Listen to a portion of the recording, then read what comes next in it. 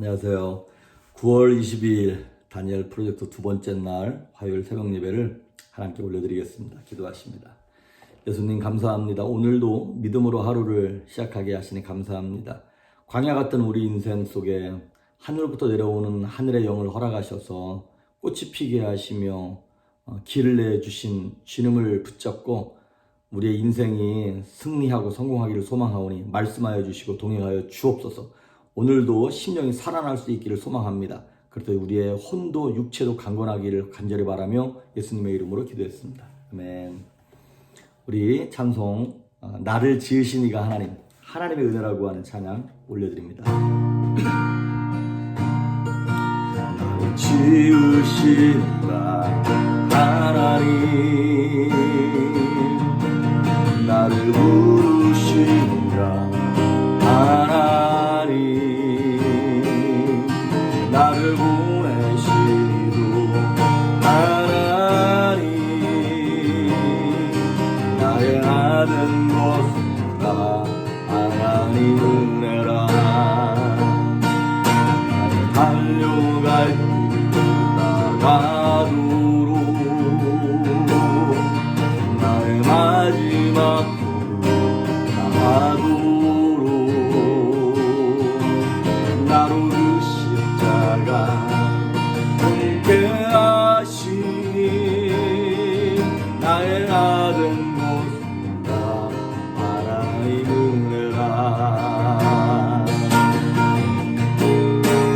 한량없는 은혜, 갚을 길 없는 은혜,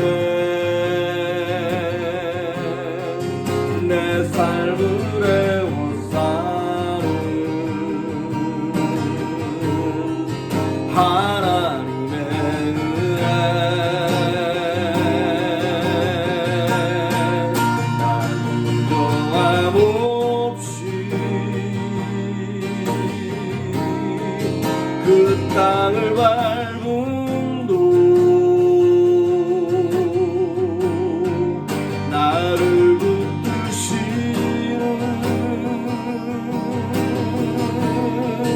하나님의 은혜, 한량없는 은혜, 한량없는 은혜, 갚을 길 없는 은혜, 내 삶을 애워싸는 하나님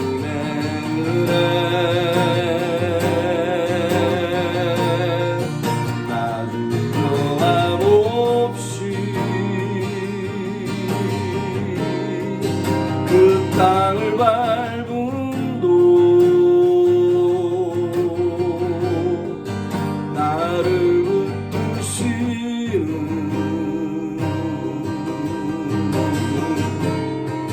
하나님의 나를 붙드시는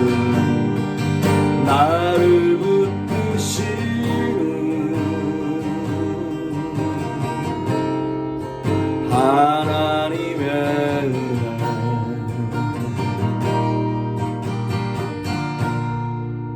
아멘. 오늘 둘째 날 우리에게 주시는 하나님의 말씀은 이사야서 44장 2절입니다. 44장 2절 봉독해 올립니다. 너를 만들고 너를 모태에서부터 지어낸 너를 도와줄 여호와가 이같이 말하노라. 나의 종 야곱, 내가 택한 요수루나 두려워하지 말라. 아멘. 오늘 말씀의 제목은 우리는 우연한 존재가 아닙니다 라고 하는 제목입니다. 우리 어렸을 때에 친구들끼리 생일날 누가 생일이면 농담삼아 해피 버스데이 그 노래 대신 왜 태어났니? 그러면서 공부도 못하는 게 왜 태어났니? 그러면서 그렇게 놀린 적이 있죠. 그리고 우리 옛날에 엄마들은 왜 자꾸 그런 말씀을 하셨는지 모르겠는데, 엄마 나 어떻게 태어났어? 그러면 너 안 날라 그랬는데 났다 이런 말씀, 아니면 너 다리에서 주워왔다 이런 얘기 많이 했잖아요. 그런데요, 오늘 말씀처럼 우리의 출생은 절대로 우연이나 실수가 아니라는 것입니다. 오늘 이사야서 44장에도 보니까 너를 만들고 너를 모태에서부터 지어낸 너를 도와줄 여호와, 이런 말이 나와요. 우리가 엄마 뱃속에서 태어나기도 전에 하나님은 우리를 만들고 계셨고 보고 계셨고 알고 계신다는 거예요. 이것과 비슷한 성경 구절이 시편 139편 16절에 나와 있습니다. 거기 현대인의 성경 버전으로 보면 이렇게 나와 있어요. 주는 내가 나기도 전에 날 보셨으며 나의 작정된 날이 하루도 시작되기 전에 나의 모든 날을 주의 책에 기록하셨나이다, 이런 말이 나와요. 이게 엄청 대단한 말씀이에요. 우리가 태어나기도 전에 이 땅을 하루를 딱 시작도 하기 전에 우리의 모든 전 인생을 하나님은 다 보고 계시고 알고 계시고 기록하셨다는 거예요. 그러니까 하나님께서는 우리를 만드신 목적이 있습니다. 하나님의 목적을 따라 만들었기 때문에 대충 만든 것이 아니라 우리가 태어나기도 전에 이 블루프린트, 청사진을 다 갖고 계셨어요. 내가 어떠한 인종으로 어떠한 피부색을 갖고 태어나며 어떠한 머리 컬러, 성격은 어떨 것이며 재능은 무엇이 있고 언제 태어나고 언제 죽을 것까지도 하나님은 다 알고 계시고 보고 계시다는 거예요. 하지만 세상은 그런 하나님을 믿지 않으니까 하나님이 목적을 가지고 우리를 창조하셨다는 것을 인지하고 싶지 않으니까 뭐라 그러는 거예요? 우연한 존재라는 거예요. 우연히 태어났다는 거예요. 실존주의라고 하는 철학의 한 4조가 있습니다. 그게 뭐냐면 그냥 눈에 보이는 대로 사는 거예요. 쉽게 얘기하면 야, 눈에 보이는 거 말고 뭐가 더 있겠냐, 이런 거죠. 근데 거기에 뭐 사르트르나 하이데거 같은 철학자들이 거기에 속해 있습니다. 근데 하이데거가 그런 말을 했어요. 우리는 세상에 던져진 존재라고. 어떤 플랜을 가지고 목적을 가지고 이렇게 탄생한 존재가 아니라 그냥 뭘 집어던지듯 아무 생각도 없고 계획도 없이 우연히 생겨난 산물이라고 하는 것입니다. 여러분, 옛날에 그 한국 영화 가운데 올드보이라고 하는 되게 잔인한 영화가 있었죠. 거기 주인공이 최민식 씨였는데 거기 스토리가 이렇게 시작되는 거예요. 그 사람이 눈을 떠봤는데 자기가 어느 방에 갇혀 있어요. 그런데 왜 갇혀 있는지를 모르는 거예요. 그래서 15년 동안 그 방에 갇혀 있으면서 누가 주는 만두만 먹으면서 그렇게 사는 거예요. 그러니까 그 인생이 나와가지고 왜 내가 거기 들어갔는지를 모르고 뭘 해야 되는지도 몰랐고, 그러니까 그냥 뭐만 남는 거냐면 복수만 남는 거예요. 분노만 가득 차 있는 것이죠. 이 땅, 이 세상의 학문과 사상, 그리고 기독교를 제외한 다른 모든 종교들은 그들이 보는 인간과는 무엇이라면 우연이에요. 아니면 윤회. 우연 아니면 윤회예요. 그러니까 우연히 태어났든지 아니면 이 땅에서 업보를 쌓아가지고 얼마큼 쌓아야 그것이 이루어지는지도 모른 채 다음 생에 다른 존재로 태어난다는 거예요. 예전에도 말씀드렸는데 한 번은 그 아침마당인가 이 TV 프로에서 당신은 사랑받기 위한 존재입니다라고 하는 그런 막 얘기가 강의 내용이 들려요. 그래서 무슨 뭐 목사님이 나와서 강의하시는 거구나. 그래서 가서 봤더니 그 한국의 해민스님이라고 하버드 석사 나오고 프린스턴 그 종교학 그 박사가 나온 사람 있잖아요. 그 해민스님이 그 아줌마들을 상대로 당신은 사랑받기 위해서 태어난 존재라고 막 이런 강의를 하고 계시더라고요. 무슨 말도 안 되는 소리를, 헛소리를. 불교의 인생관과 내세관이 뭡니까? 윤회잖아요. 업보를 쌓아서 내가 이 땅에서 어떻게 살았는지도 내가 평가할 수 없어요. 그래서 내가 도대체 착한 일 많이 해서 다음 생에 인간으로 태어날런지 아니면 못된 짓 많이 해가지고 뭐 돼지고기 삼겹살로 태어날런지 모기로 태어날런지 모르는 거예요. 그러니까 인생이 우연이고 의미가 없는 거예요. 근데 그런 사람들이 당신은 사랑받기 위해서 태어났다고요? 이렇게 말할 수 없습니다.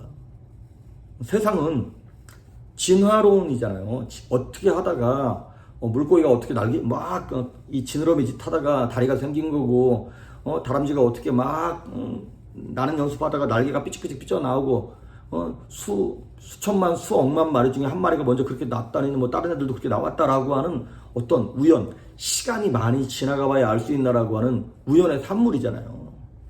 그리고 다른 종교가 대부분 다 업보를 쌓아야 하고 자신의 행동으로 뭘 증명을 해내야 하는, 그러다 보니까 미래가 어떻게 될지 모르는 불확실성 속에서 살아가는 거잖아요. 그런데 이제 이런 세상에 이런 지식인들이 또 있는가 하면 아인슈타인 같은 사람, 이 사람이 뭐 예수를 믿었다고 생각되지는 않는데 이 사람이 유대인이잖아요. 그래서 천재인데다가 이 과학을 깊이 들어가다 보니까 항상 철학의 끝, 과학의 끝은 인간 존재에 대한 질문과 함께 종교랑 맞물리더라고요, 항상. 그래서 아인슈타인이 이런 말을 했어요. 하나님은 주사위 놀이를 하지 않는다. 거기서 말하는 하나님이 우리가 믿는 삼위일체 하나님을 얘기하는 건지 어떤지는 잘 모르겠습니다만은 하나님은 주사위 놀이를 하지 않는다는 얘기가 무슨 얘기입니까? 주사위가 뭐예요? 던져서 이번에는 4네? 4칸 가고 이번에는 6이네? 6칸 가고 그때그때 뭐 달라지는 어떤 우연한 게 아니라는 거예요. 하나님은 우연히 우리를 어떻게 이 땅에 하다 보니까 얘가 나왔네. 그게 아니라고 하는 것이죠. 사도행전 17장 26절에도 보면 성경이 이렇게 나와 있어요. 인류의 모든 족속을 한 혈통으로 만드셨다는 거예요. 그래서 하나님께서 그들의 연대를 정하시고 거주의 경계를 하셨다는 거예요. 인간의 생명을 정하시고 거주의 경계, 어디에서 누가 살며 이렇게 하나님이 한정해 주셨다라고 하는 것입니다. 그래서 여러분, 저와 여러분이 한국에서 태어난 것도 우연이 아니라 하나님이 정하신 거고요. 지금 미국에 와서 살고 있는 것도 내가 뭐 공부하려고 내가 유학하려고 내가 결정해서 온 것이 아니라 하나님의 주권 하에 여기 왔다라고 하는 것입니다. 그러니까 우연도 아니고 이게 하나님에 의하여 계획된 것이라고 하는 것이죠. 그래서 여러분, 우리 예수 믿는 사람들의 인생은 다 소중한 거예요. 말 그대로 당신은 사랑받기 위해 태어난 것이에요. 물론 어떤 사람들은 출생 환경이 진짜 부정하거나 불우하거나 정말 불쌍한 사람들이 있어요. 부모님이 진짜 너 안 날라 그랬다. 어떻게 하다 보니까 아니면 내가 어려움 당해가지고 내가 너를 임신하게 됐다. 막 이런 분들도 계시다는 거예요. 출생 환경이 어떠한 부모님이 어떤 분이든 하나님은 창조 계획을 가지고 우리를 만드셨습니다. 그래서 그 책에 이런 말이 나와요. 부적절한 부모는 있어도 부적절한 자녀는 없다는 거예요. 비록 부모들은 자신들의 젊을 때 한 객기로 아니면 실수로 정욕으로 임신하지 말아야지 그랬는데 어떻게 임신이 되어서 어떤 부정한 방법으로 아기가 임신이 되었을런지는 모르겠지만 부모는 부정할런지 모르겠지만 그 태어난 아기는 그 부정한 방법을 통해서라도 하나님은 정말 소중한 사랑받기에 합당한 자녀를 탄생시켰다는 것이죠. 그래서 부모의 계획이 없이 태어날 수는 있지만 하나님의 목적이 없이 태어날 수는 없습니다. 그러니까 하나님의 뜻과 목적이 없는 인생은 없다는 것이에요. 그래서 하나님은 어떤 일도 우연히 하시거나 실수로 그 일을 하실 수 있는 분이 아니라는 것이죠. 에베소서 1장 4절에도 보니까 창세전에 그리스도 안에서 우리를 택했다는 말이 나와요. 창세전에. 그러니까 우리가 이 땅에 태어나기도 전에 심지어 이 우주 만물이 만들어지기도 전에 하나님은 저와 여러분을 2020년도에 21세기에 여기 있게 하실 거를 알고 계셨다는 것이죠. 여러분, 우리가 만약에 임신을 했어. 그러면 아기가 이제 한 달 있다 태어나. 그러면 태어나기 전에 부모가 뭘 합니까? 그 아이가 최대한 평안하고 잘 양육되어질 수 있도록 침대도 준비하고 가습기도 준비하고 천장에다가 막 별도 붙이고 모빌도 만들어 놓고 옷도 준비해 놓잖아요. 그런 것처럼 하나님은 저와 여러분이 이 땅에서 하나님의 목적을 가지고 그것을 이루게 하기 위하여 주변에 사람들을 만들어 놓으셨고 우주 자연 만물을 만들어 놓으셨고 이 모든 것들을 하나님의 계획 속에 만들어 놓으셨다는 것이죠. 그래서 우연은 없습니다. 절대로 없습니다. 성경에 보면 예수님께서 요한복음 4장에 예루살렘 지역에 있다가 갈릴리 지역으로 올라가세요. 그런데 유대인들은 중간에 있는 사마리아라고 하는 지역을 절대로 지나가지 않습니다. 부정한 지역이라는 것이에요. 그런데 예수님께서 그쪽으로 지나가셨어요. 그러다가 누굴 만나냐? 남편이 5이나 있었고 6번째 남편하고도 그냥 결혼하지 않고 동거하면서 살고 있는 부정한 여인을 만나요. 그래서 그 여인이랑 얘기하면서 그 여인에게 구원을 주십니다. 그 여인 입장에서는 원래 유대인들이 이쪽으로 안 닿는데 내가 재수가 좋네. 우연히 내가 예수님을 만났네. 그거였습니까? 아닙니다. 요한복음 4장 4절에 보면 예수님이 이렇게 말씀하셔요. 사마리아로 통과하여야 하겠는지라 이렇게 나와 있어요. 영어로도 보니까 had to go through란 말을 썼어요. 그쪽으로 가야 하도록 하나님이 예수님이 정하셨다는 거예요. 그러니까 저와 여러분의 모든 인생의 스케줄은요, 하나님의 컨트롤 안에 있습니다.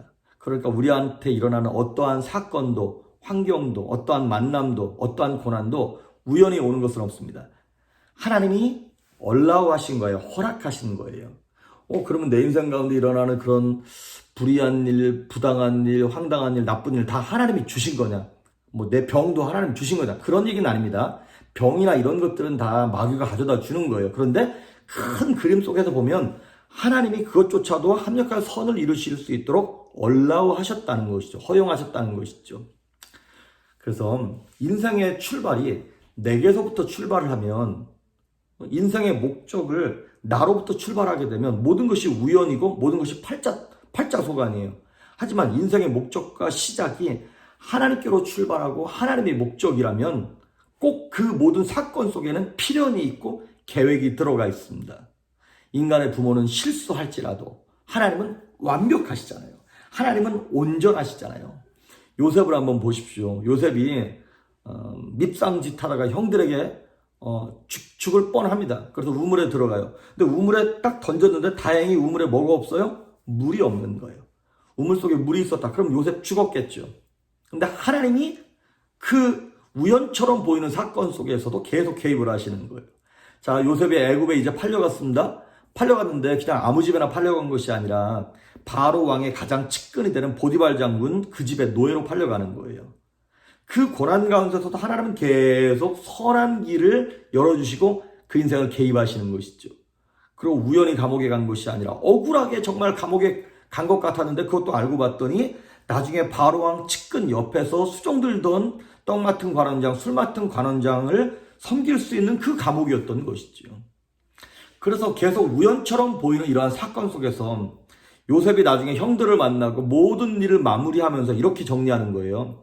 형님들, 나를 여기 팔았다 해서 너무 이렇게 두려워하거나 이렇게 죄책감 갖지 마십시오. 이거 하나님이 형님들보다 먼저 나를 여기 보내신 겁니다. 이건 우연이 아니라 하나님의 계획 속에 내가 먼저 선발 주자로 애굽에 온 겁니다. 라고 요셉이 얘기합니다. 그렇습니다. 우연한 존재는 없습니다. 우연한 사건도 없습니다. 그러면 그 우연이라고 하는 것과 반대말이 뭡니까? 섭리입니다. 섭리. 하나님의 섭리. providence. 우리는 그냥 세상에서 이렇게 개성 없이 그냥 똑같은 상품을 계속 찍어나는 그런 상품이 아니라는 거예요. 우리는 예술가가 직접 심혈을 기울여가지고 직접 만들어낸 마스터피스, 작품이지 상품이 아니라고 하는 것입니다. 그래서 에베소서 2장 10절에 보면 우리는 그가 만드신 바라, 그가 만드신 바, 만드신 것, 이 여기에 헬라어로 뭐라고 썼냐면 포이에마라고 하는 말을 썼어요. 포이에마가 포엠이라고 하는 시라고 하는 영어 단어가 거기서 나온 거거든요. 우리는 그가 만드신 작품이다, 마스터피스다, 이런 얘기예요. 그러면서 뒷변에 이렇게 써요. 우리는 그가 만드신 바라, 그리스도 예수 안에서 선한 일을 위하여 지으심을 받은 자니 이 일은 하나님이 전에 예비하사 우리로 그 가운데서 행하게 하려 하심이라. 그리스도 예수 안에서 선한 일, 목적을 위하여 하나님은 저와 여러분을 선택하시고 섭리하셨다는 것입니다. 그러니까 오늘을 하루를 사시면서 때로는 재수없다, 때로는 힘들다, 왜 이런 일이 내 팔자가 왜 이러냐 이렇게 말할 수 있을 만큼 어려운 일이 닥칠 수 있겠죠. 하지만 어느 것 하나 우연한 것은 없습니다. 하나님께서 하나님의 뜻과 섭리 가운데 허락하신 것을 깨닫고 그를 믿음으로 눈으로 해석을 했을 때 오히려 그 어려움이 우리에게 복이 되고 저와 여러분을 살릴 수 있는 하늘의 축복이 되기를 주의 이름으로 축복합니다. 기도하십니다. 예수님 감사합니다. 우연한 존재가 아닙니다. 우연한 사건도 아닙니다. 하나님의 뜻 가운데 섭리 가운데 일어난 것임을 믿고 고백하며 오늘도 주를 의지하고 이 사건, 이 일을 통하여, 이 환경을 통하여 내가 주님 안에 들어가 있고 주님께서 내 안에 계심을 바라볼 수 있도록 믿음의 눈을 열어 주시옵소서. 오늘도 승리할 수 있길 간절히 소망하며 예수님의 이름으로 기도했습니다. 아멘.